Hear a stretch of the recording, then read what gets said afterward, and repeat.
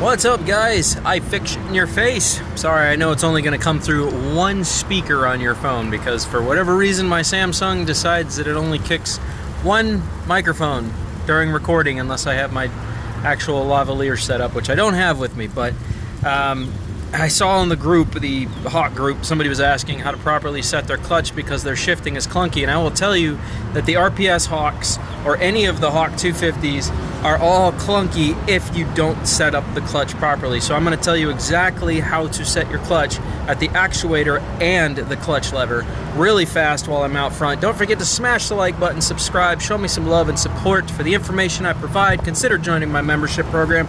Check out my merchandise, and if you'd like to donate to the channel, here's how you can do that right here.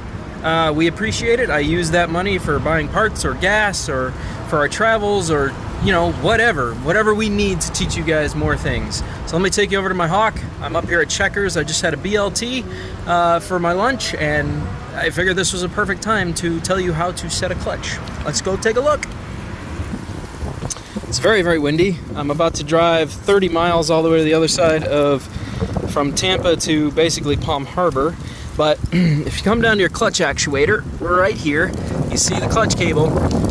The first thing you have to do is adjust those nuts over here so that this has no slack whatsoever, none. You want this to be completely at its tight point with the cable, okay? Not engaging, but no slack here whatsoever. You don't want any slack in this.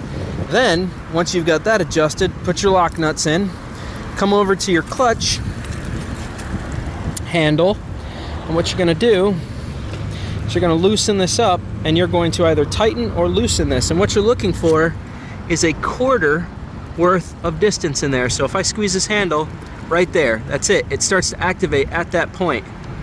Right there, I can feel the tension. You notice that itty bitty little tiny bit of space right there? That's it.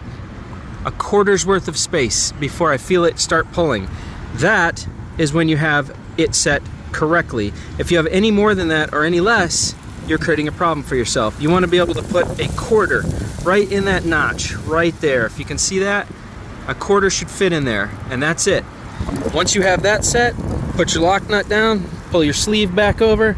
Congratulations, your shifting will get a lot smoother. You've just set your clutch properly, and now you can set where you want your handle activation point at. If you got a smaller hand, adjust it down to 1. If you got a bigger hand, go up from there. If you have installed the adjustable levers. If not, you're just stuck with what you got with the stock setup. I would suggest switching over to these because this master cylinder is way better and it makes the rear brake work better, and it definitely is a huge improvement for the clutch handles. These levers were like, I don't know, $25 brand new with the master cylinder, and they literally just fit right on the Hawk.